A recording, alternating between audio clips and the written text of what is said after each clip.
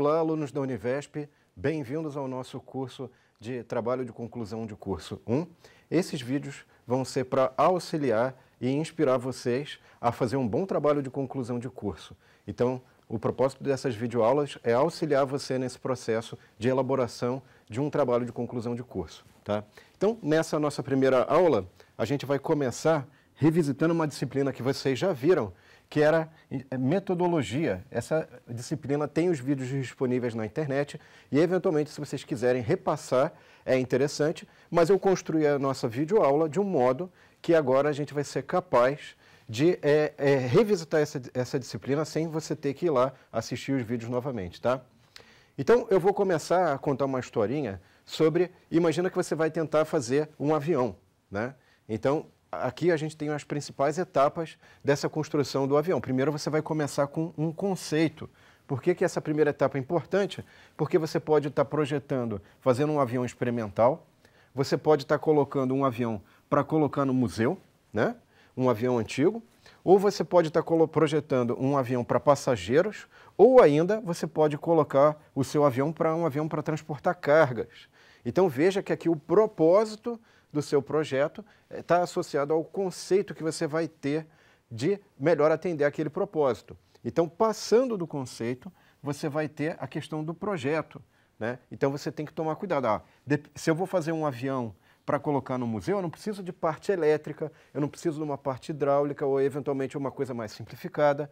Mas, se já for um avião de passageiros, eu já tenho que tomar uma série de cuidados. Então, no meu projeto, eu já tenho que considerar uma série de elementos. Tá? Feito o projeto, pensado o projeto e depois de muitas avaliações, eu posso então passar para o meu cronograma. Aqui temos um gráfico de Gantt, né? Em que eu vou ter cada etapa do projeto que eu vou saber, eu vou tentar estimar quanto tempo eu vou gastar naquele projeto. Tá? Feito esse cronograma, essa projeção de quanto tempo eu vou gastar em cada atividade, eu vou partir para a execução. Tá? E, eventualmente, é claro, eu posso ter algumas discrepâncias de tempo, aí eu tenho que pensar em estratégias para lidar com essas discrepâncias de tempo, né? Enfim. E aí, na execução, depois da execução, eu posso fazer uma série de testes. Claro que essa etapa de testes poderia, inclusive, ter sido feita aqui na parte de projeto, né? Eu poderia ter feito um protótipo computacional, eu poderia ter feito, enfim, uma série de outros elementos para me auxiliar na melhoria do meu projeto antes de eu chegar no avião propriamente dito. Tá? Então, essas são as principais etapas e é o que eu vou colocar para vocês ao longo dessas aulas também para você fazer o seu TCC, porque o TCC também é um projeto, então você vai projetar o seu TCC. Tá? Aqui eu coloquei de maneira bastante simples que, eventualmente, os produtos do seu TCC vão ser, você vai propor uma modificação em um sistema, né? Claro que o seu TCC poderia ser algo mais abrangente, como uma revisão da literatura e, eventualmente, mapear o que tem sido feito, então, uma prospecção da literatura, uma prospecção crítica, mas, eventualmente, se você tem um tema que você pode aplicar em engenharia, isso é importante, você propor, eventualmente, uma modificação, né? Ou sugerir uma modificação nesse sistema, e depois você vai ter que elaborar um texto sobre isso. Tá? E, obviamente, elaborar textos é uma atividade que parece simples, mas não é de modo algum. A gente vai ver ao longo das aulas. Tá? Então, aqui eu estou utilizando o mesmo cronograma, digamos assim, que foi utilizado lá em metodologia, a disciplina que vocês já tiveram faz algum tempo. Então, vou revisitar esses conceitos, só que de forma diferente, porque senão ficaria muito chato, né? E vou utilizando alguns conceitos que já foram passados para vocês ao longo de uma disciplina específica da Univesp. Tá? Então, eu vou começar por esses dois tópicos aqui, a aula 1 e 2, que tem Introdução à Pesquisa na Engenharia e Princípios da Pesquisa Científica. Né? Então, eu vou utilizar os conceitos que estão nessas duas aulas para falar um pouquinho deles nessa aula agora. Tá? Então, o primeiro conceito importante que a gente tem é o conceito de conhecimento empírico. Né? Então, quando eu falo de conhecimento empírico, eu vou estar olhando para questões de fatos e fenômenos. Mas o que é importante aqui? A observação é não estruturada. Tá? Então, o conhecimento empírico, como é que... Aí você fala assim, poxa, mas eu não consegui entender ainda, eu não consegui captar como é que o conhecimento empírico se dá. Né? Então, aqui eu vou colocar alguns exemplos usando a disciplina de simulação, que eu espero que vocês já tenham visto pelo menos uma vez, e tenham sido aprovados. Se não foi aprovado, tudo bem. Mas o importante é, eu vou usar essa estrutura para ilustrar esses conceitos. Então imagina o seguinte, imagina que você pegou uma fábrica, né, aqui, um centro de distribuição, e mapeou isso através da simulação, né? Muito bem. Então agora, o que você vai fazer? O que a gente fazia lá na simulação quando você não tinha muito tempo para fazer a coleta de dados? Você poderia utilizar o conhecimento empírico, né? E esse conhecimento empírico serviria para você definir, por exemplo, quanto tempo você leva nesse estágio 1, aqui no estágio 1, né? E aí a grande dúvida, na verdade, era o seguinte, isso aqui era o tempo máximo, digamos aqui 10 segundos, o tempo mínimo 5 segundos, e a moda, isso aqui era a moda, era 7, por exemplo, tá? Não é valor médio, cuidado.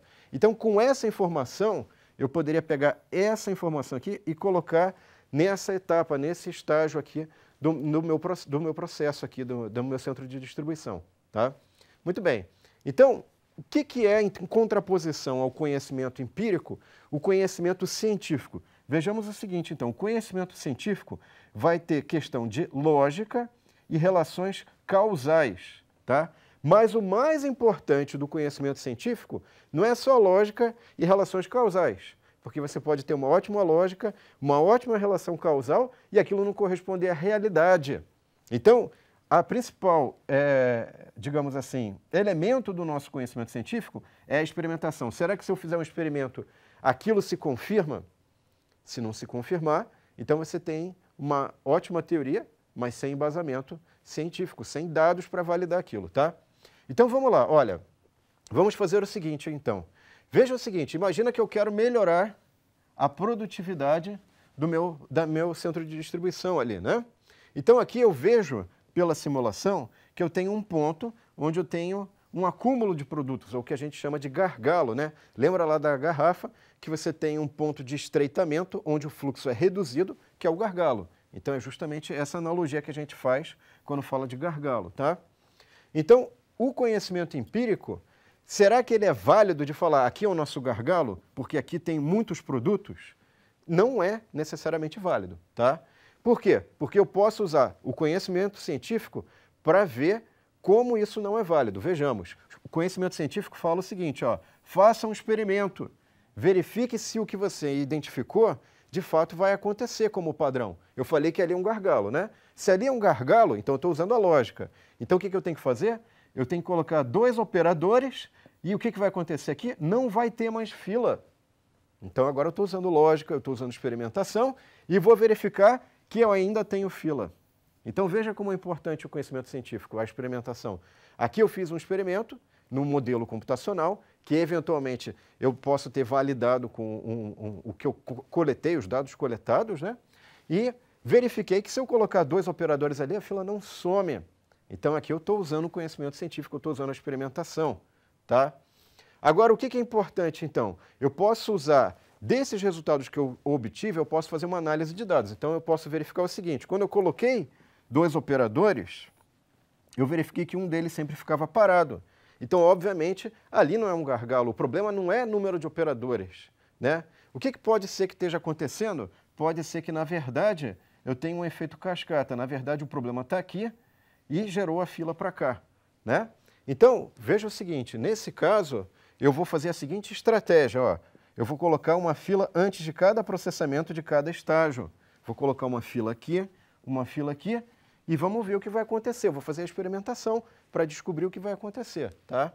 Então, eu vou fazer o seguinte, eu vou colocar então 2 empilhadeiras, claro que eu coloquei uma fila antes de cada estágio, e agora eu vou verificar se 2 empilhadeiras naquela etapa, naquele estágio, vão de fato refletir no quê? Numa melhoria do meu processo, tá?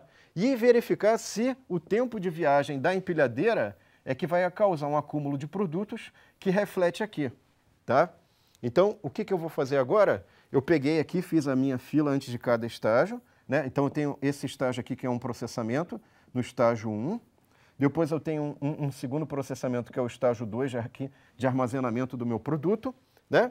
Só que aí o que eu verifiquei? Nesse estágio 2, antes do estágio 2 eu tenho a fila, se eu colocar 2 empilhadeiras, agora eu praticamente não terei fila aqui e a fila aqui vai ser reduzida, a fila aqui é menor.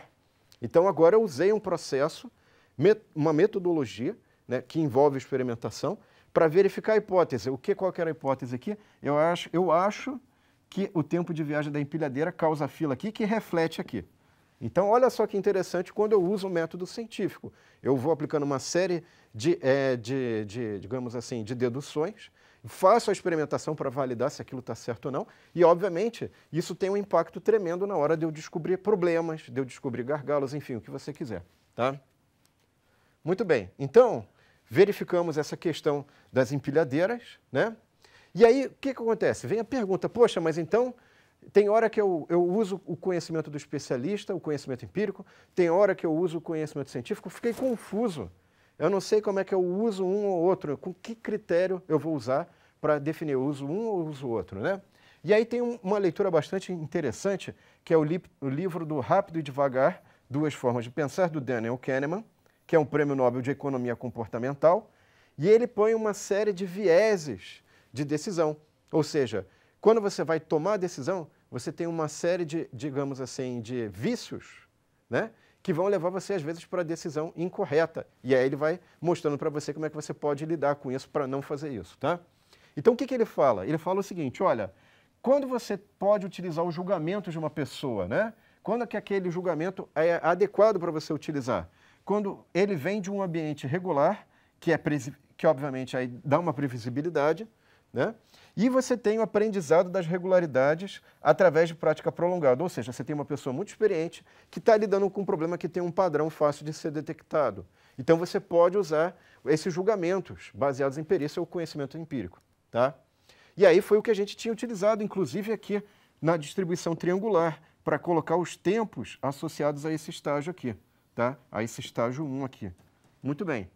Então, agora o que acontece? Não existe uma barreira que, olha, você só pode usar o conhecimento empírico ou científico, né?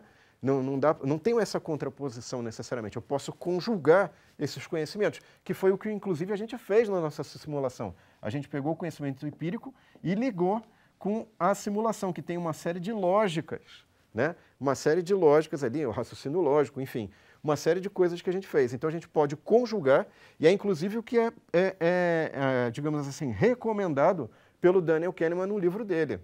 Ele fala o seguinte, você pode, por exemplo, jogar xadrez com auxílio de uma máquina e pode obter um desempenho ainda melhor, ou pode obter um aprendizado, enfim. Essa é a ideia, tá? Então você pode conjugar. E aqui tem uma questão interessante. A gente descobriu, ao longo dessas experimentações que a gente fez, que é importante a gente colocar uma fila antes de cada estágio. Isso aqui é um novo conhecimento empírico, né? Com isso eu consigo, quando você for fazer uma simulação, põe uma fila nesse estágio e nesse estágio aqui, né? Muito bem. Então, agora voltando, o que é um método científico? Eu estou falando do método científico, mas o importante é, eu tenho essas etapas, identificar o problema, fazer uma revisão bibliográfica, né? Daqui eu vou para a revisão, da revisão eu vou definir melhor o problema, ou eu volto para a revisão, eu posso ficar num laço aqui, não pode ser um laço infinito, alguma hora você tem que sair disso, né? Você tem que entregar o TCC em alguma hora. Depois você vai elaborar um método de trabalho, né? Coletar os dados, analisar e interpretar os dados e, finalmente, concluir algo, tá? Isso aqui é o que a gente vai mostrar para vocês, alguns desses elementos, e vai tentar auxiliar. A gente vai começar pela identificação do problema. Lembra lá de quando a gente está projetando o nosso avião, que a gente tem que ter um conceito, olha, qual é o conceito, qual é o problema que eu quero resolver aqui, né? Isso é importante, então é a identificação do nosso problema, tá? Então, por exemplo, eu poderia ter falado, eu falei aqui, no início da aula sobre identificação de gargalos, mas eu poderia ter utilizado a simulação também para verificar o impacto da manutenção. Será que se eu aumentar ou modificar a forma como é feita a manutenção dessa máquina, eu aumento a produtividade? Porque essa máquina pode estar indisponível se a manutenção não for adequada. Então aí o enfoque seria totalmente diferente. Embora envolvesse simulação também, eu teria que fazer outras análises, verificar outras questões, tá? E eu poderia também ter falado sobre questão de qualidade, que eventualmente um produto que está aqui vem para cá, aí ele vai ser armazenado, e se eu não verifico a qualidade, eventualmente ele tem que voltar para cá, ou para cá, enfim. Isso pode dar um retrabalho tremendo, pode consumir os recursos que você tem ali do seu centro de distribuição, então você poderia ter um outro enfoque baseado em qualidade, mais simulação, né? Você pode conjugar temas. Aí vai ficando cada vez mais complexo o seu TCC, tá? Mas, na verdade, a gente escolheu só a questão do gargalo, né? E só a questão do gargalo, ou enfim, todas essas questões, vão estar envolvendo o uso de um modelo de simulação para a gente fazer experimentações, para a gente validar algumas coisas, né? Para a gente fazer experimentos, tá? Então, o pano de fundo do nosso problema, da nossa revisão bibliográfica e da definição melhor do problema, vai envolver um modelo de simulação. Então, por trás disso tudo, eu tenho um modelo, né? E o modelo está sempre ligado a uma teoria. Nesse nosso caso, no nosso modelo de simulação, a eventos discretos, né? Você tem a teoria das filas, que obviamente, pelo próprio nome, você já pode deduzir o que é, que ela vai analisar quando você tem vários estágios no seu, digamos assim, na sua fábrica, centro de distribuição, no seu local, e os efeitos disso são as filas aqui, tá? Muito bem. E aqui eu tenho, inclusive, a recuperação de um conceito que é dado lá em metodologia, que é o seguinte, ó, a teoria enfatiza a natureza das relações causais. Então, tem que ter relação de causa e efeito, tá? Aprofunda os processos essenciais de modo a entender as razões sistemáticas, tá? Então, eu vou entender de modo global aquilo, o que está acontecendo. Eu vou conseguir explicar aquilo independentemente do contexto, tá? E aí, o que acontece? Na teoria de filas, por exemplo, eu tinha ali um modelo, que era o modelo MMS, e aqui eu tinha uma coisa importantíssima, que era a intensidade de tráfego.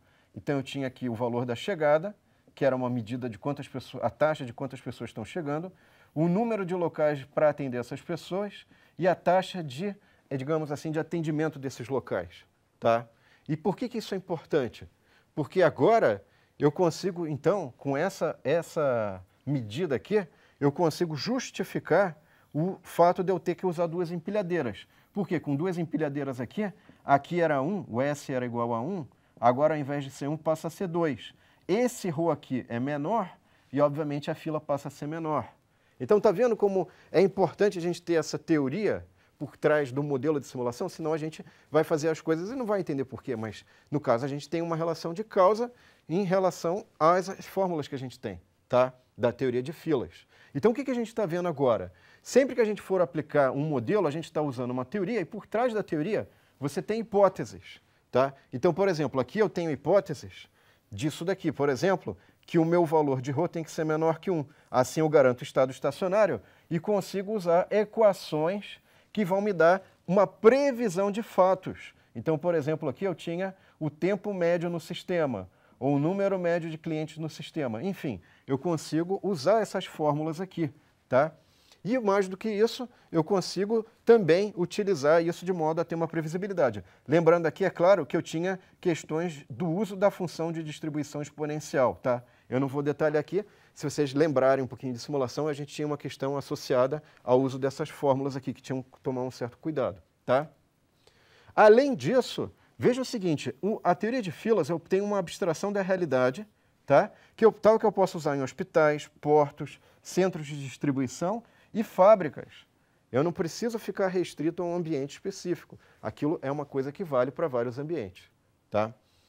Finalmente, eu tenho também uma questão de sistema de conceitos e classificação dos fatos. Então, por exemplo, na teoria de filas, eu vou precisar falar, olha, eu tenho chegadas e atendimentos, ou saídas. Eu tenho fila, eu tenho a saída, eu tenho aqui uma população. Enfim, eu tenho uma série de conceitos e uma forma de classificar os fatos que vão estar ocorrendo, segundo essa ótica aqui da teoria de filas, tá? Muito bem. Agora, um pequeno detalhe para a gente já encaminhar o encerramento dessa aula. Veja o seguinte, essa charge aqui é interessante. Você tem aqui um moço andando de monociclo, e aí ele fala assim, nossa, mas a bicicleta é tão melhor, que maravilha. Aqui eu tenho uma outra foto bem interessante, que é um triciclo, mas eu não vejo mais hoje em dia ninguém tentando usar esse triciclo. Ou então essa bicicleta aqui, bem engraçada, né? O pedal está aqui. Será que era fácil de pedalar, dar manutenção? Enfim, é importante você saber o que os outros já fizeram, para você não cair nesse caso ou nesse caso, enfim. E eventualmente ficar repetindo erros do passado, tá? Então, por isso que na próxima aula a gente vai fazer uma revisão bibliográfica. Eu vou mostrar para vocês como é que vocês podem fazer isso, tá certo? E é isso, pessoal. Muito obrigado pela sua atenção e até a próxima aula. Tchau!